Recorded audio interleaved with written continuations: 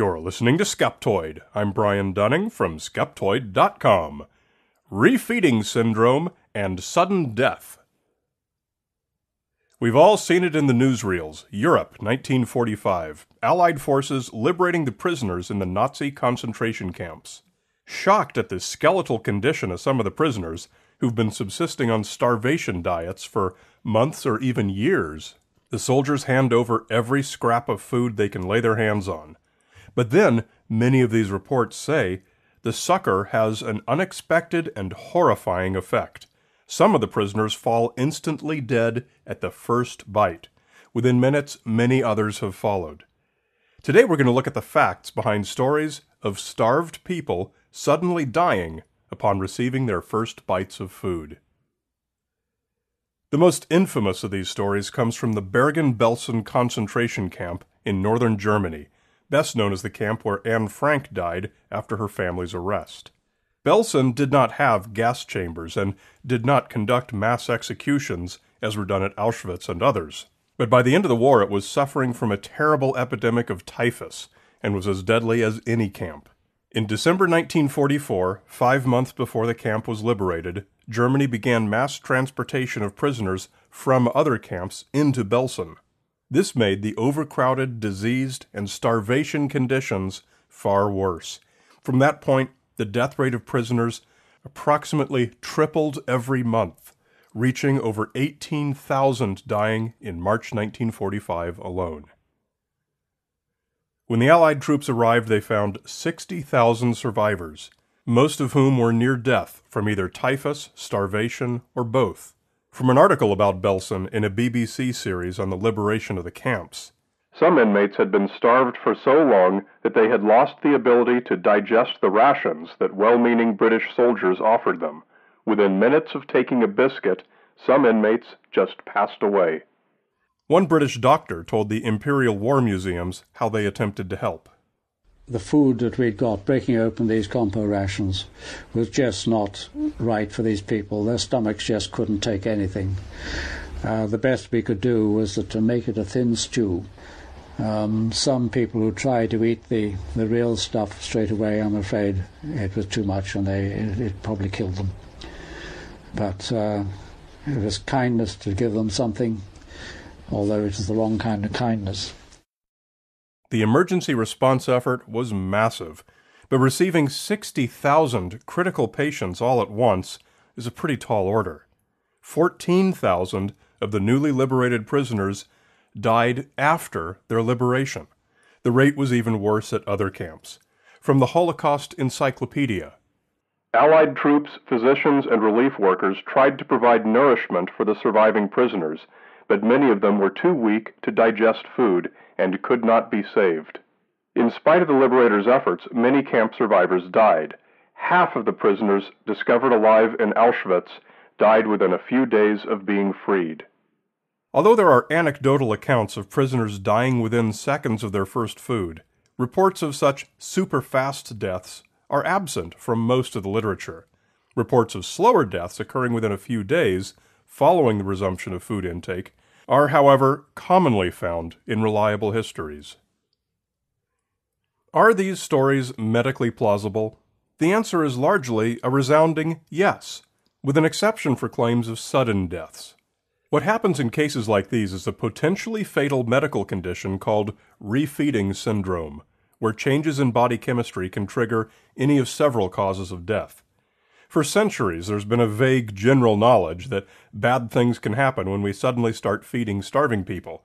But it wasn't until World War II, and all of its many cases of starvation around the world, that science began to take a serious look at what was happening. In the references on the online transcript of this episode at Skeptoid.com are links to a number of articles that explain the biochemistry behind refeeding syndrome in full detail, but I'll just give the abbreviated version here. Your body makes a number of changes to its chemistry in response to starvation, changes which are intended to preserve its most important tissues for as long as possible. Electrolyte imbalances often result. Then when you start eating again, a whole wave of fluid and electrolyte shifts takes place.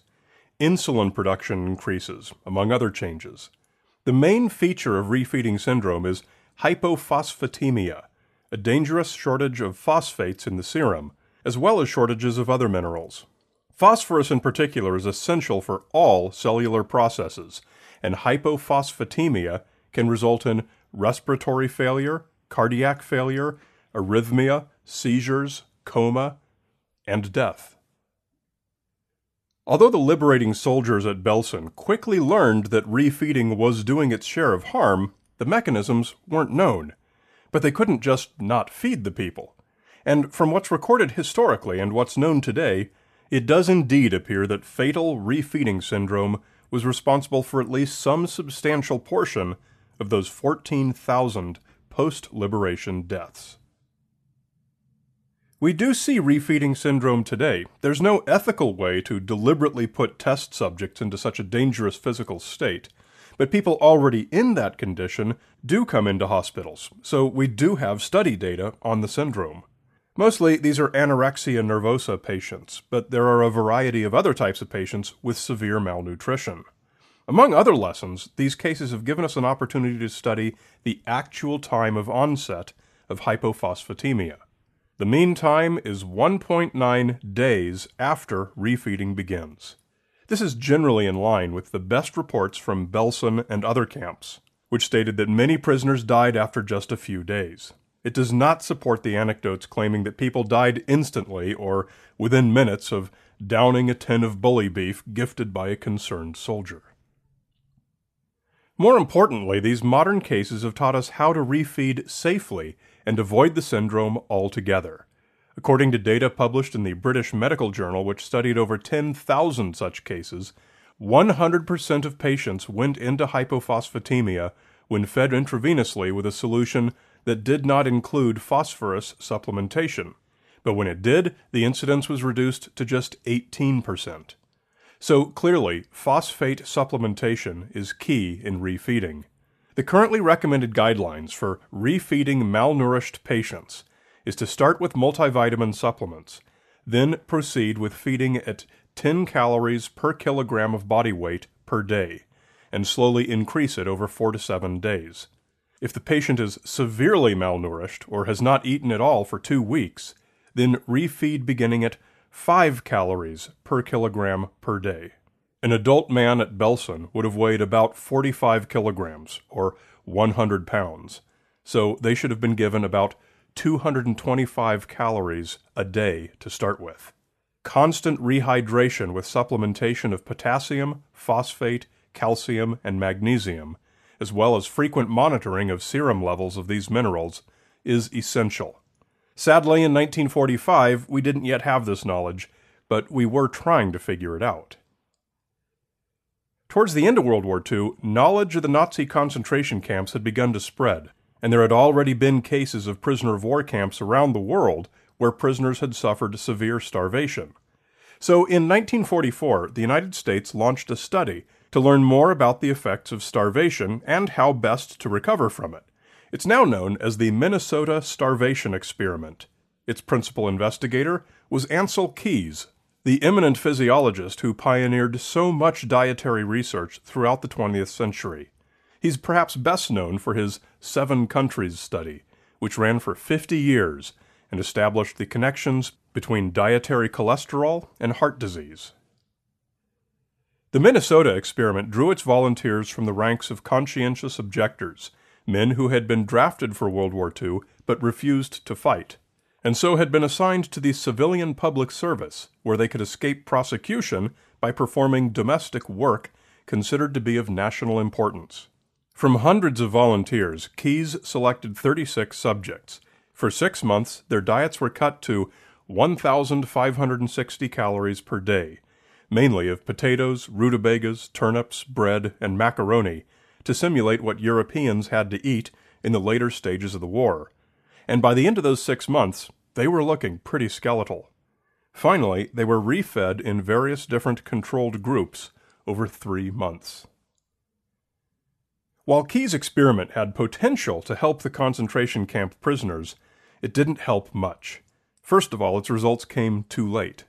Second, it was designed more to simulate the experience of ordinary European citizens whose deprivation was caused by wartime shortages.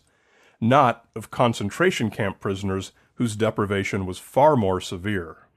When Keyes' subjects began their refeeding at the end of the 6 months, they had still been on a diet that, while restrictive, was still somewhat nutritious, so they weren't sufficiently malnourished for refeeding to trigger hypophosphatemia, like so many of the Belsen prisoners. Another point that seems clear is that death from refeeding syndrome doesn't seem to have anything to do with an inability to digest the food. That appears to have just been the best guess made at the time by the eyewitnesses, and it made it into most of the written histories and is still the most common explanation repeated today.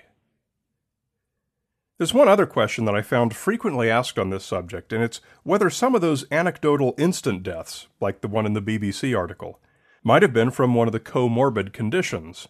Most camps had disease outbreaks. Bergen-Belsen alone was raging with typhus, typhoid fever, dysentery, and tuberculosis. One of the most detailed histories of the liberation of Belsen is the massive German-language 9-volume set, Place of Terror, The History of Nazi Concentration Camps. According to the authors of Volume 7, which includes Belsen, the sheer scope of the incident for the Allied medical services was so overwhelming that it became impractical to keep good records of the causes of so many deaths. Camps liberated by the Soviets had no records at all. So we can't offer a good answer to the question of whether the fast deaths were the result of refeeding syndrome or of one of the other diseases. But it is noteworthy that none of those other diseases are consistent with a sudden death from eating a biscuit. One final thought. As an example for the subject of refeeding syndrome, this episode brought up the Holocaust. Obviously, that's a topic of infinitely greater importance which touches many more aspects of society and culture than just this one bit.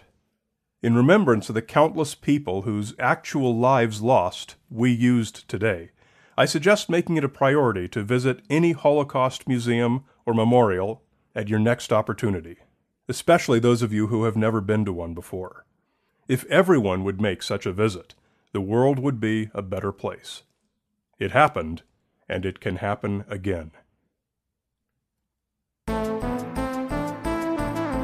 As always, a big Skeptoid shout-out to premium supporters, Dave in Flittard, which I believe is in Germany, thematically enough, Stephen Zuber, a supporter since 2009. Thank you very much, Stephen, for a decade of support. Then a suspicious character called Mr. Anderson, and I was requested to say it like that. And Mike Parker, for whom I don't have to get out an atlas or do any weird voices. Mike Parker, great to have you on board. To get your shout-out on the show, come to Skeptoid.com and log into the Members Portal.